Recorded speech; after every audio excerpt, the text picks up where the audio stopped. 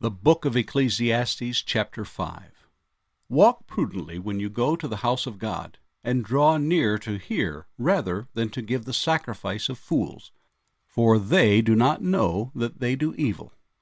Do not be rash with your mouth, and let not your heart utter anything hastily before God. For God is in heaven, and you are on earth.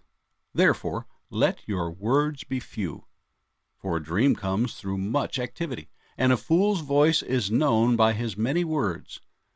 When you make a vow to God, do not delay to pay it, for he has no pleasure in fools. Pay what you have vowed. Better not to vow than to vow and not pay. Do not let your mouth cause your flesh to sin, nor say before the messenger of God that it was an error. Why should God be angry at your excuse and destroy the work of your hands? For in the multitude of dreams and many words there is also vanity. But fear God. If you see the oppression of the poor, and the violent perversion of justice and righteousness in a province, do not marvel at the matter, for high official watches over high official, and higher officials are over them. Moreover, the profit of the land is for all, even the king is served from the field. He who loves silver will not be satisfied with silver, nor he who loves abundance with increase. This also is vanity. When goods increase, they increase who eat them. So what profit have the owners except to see them with their eyes? The sleep of a laboring man is sweet, whether he eats little or much, but the abundance of the rich will not permit him to sleep. There is a severe evil which I have seen under the sun, riches kept for their owner to his hurt. But those riches perish through misfortune. When he begets a son, there is nothing in his hand. As he came from his mother's womb, naked shall he return, to go as he came, and he shall take nothing from his labor which he may carry away in his hand. And this also is a severe evil. Just exactly as he came, so shall he go. And what profit has he who has labored for the wind? All his days he also eats in darkness, and he has much sorrow and sickness and anger. Here is what I have seen. It is good and fitting for one to eat and drink, and to enjoy the good of all his labor in which he toils under the sun all the days of his life which God gives him, for it is his heritage. As for every man to whom God has given riches and wealth, and given him power to eat of it, to receive his heritage, and rejoice in his labor, this is a gift of God, for he will not dwell unduly on the days of his life, because God keeps him busy with the joy of his heart. The book of Ecclesiastes, chapter 6. There is an evil which I have seen under the sun, and it is common among men. A man to whom God has given riches and wealth and honor, so that he lacks nothing for himself of all he desires. Yet God does not give him power to eat of it, but a foreigner consumes it. This is vanity, and it is an evil affliction. If a man begets 100 children, and lives many years, so that the days of his years are many, but his soul is not satisfied with goodness, or indeed he has no burial, I say that a stillborn child is better than he, for it comes in vanity, and departs in darkness, and its name is covered with darkness. Though it has not seen the sun, or known anything, this has more rest than that man, even if he lives 1,000 years twice, but has not seen goodness. Do not all go to one place? All the labor of a man is for his mouth, yet the soul is not satisfied. For what more has the wise man than the fool? What does the poor man have, who knows how to walk before the living? Better is the sight of the eyes than the wandering of desire. This also is vanity and grasping for the wind. Whatever one is, he has been named already, for it is known that he is man, and he cannot contend with him who is mightier than he. Since there are many things that increase vanity, how is man the better? For who knows what is good for man in life, all the days of his vain life which he passes like a shadow? Who can tell a man what will happen after him under the sun? The book of Ecclesiastes, chapter 7. A good name is better than precious ointment, and the day of death than the day of one's birth.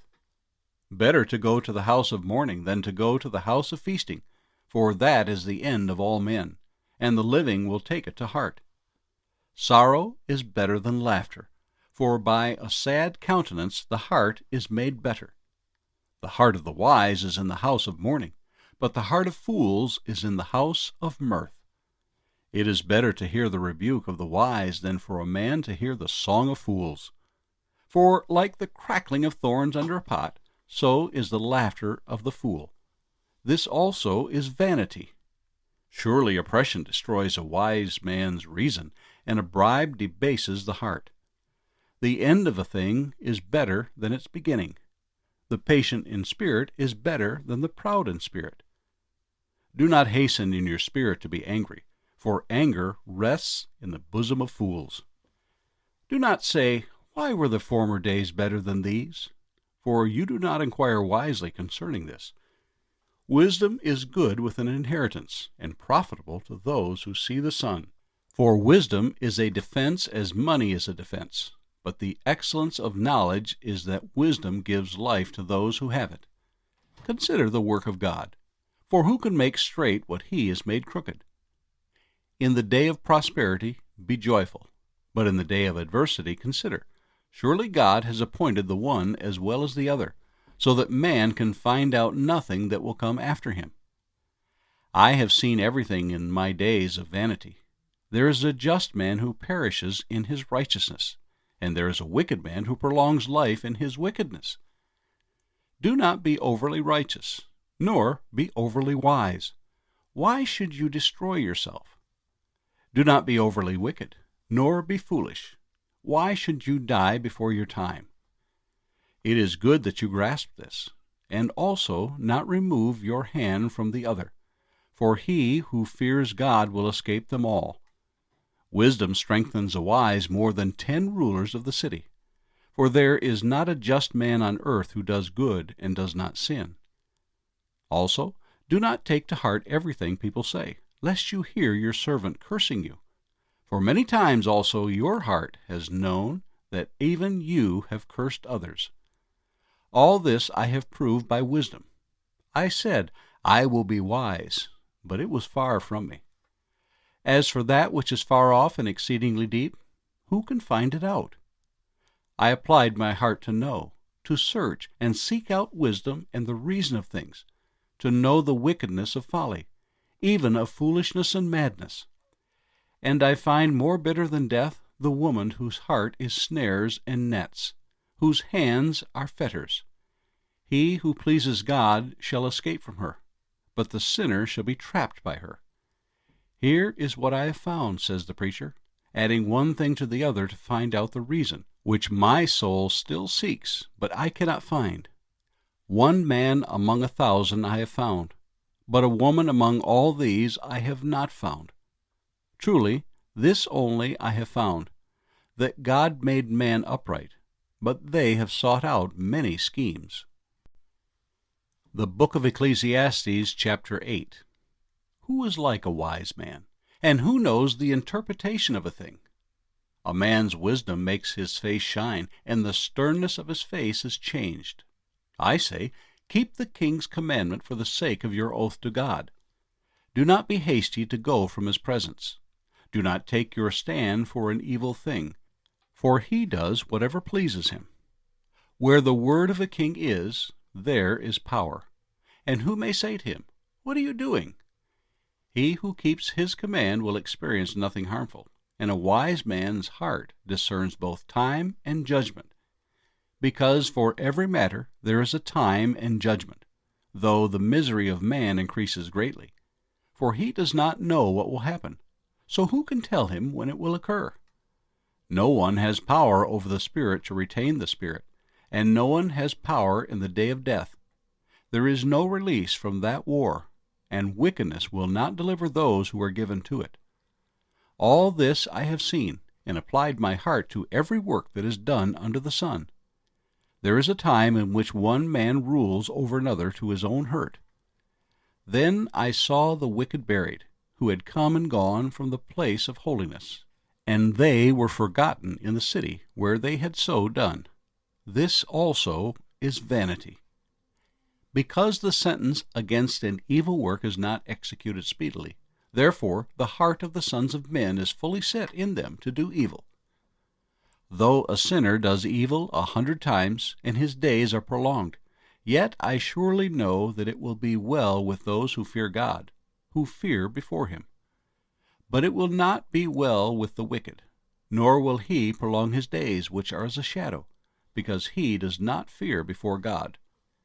There is a vanity which occurs on earth, that there are just men to whom it happens according to the work of the wicked. Again, there are wicked men to whom it happens according to the work of the righteous. I said that this also is vanity. So I commended enjoyment, because a man has nothing better under the sun than to eat, drink, and be merry. For this will remain with him in his labor all the days of his life which God gives him under the sun.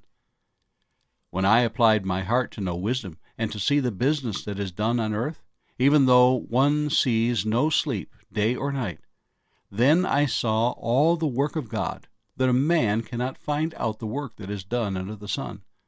For though a man labors to discover it, yet he will not find it.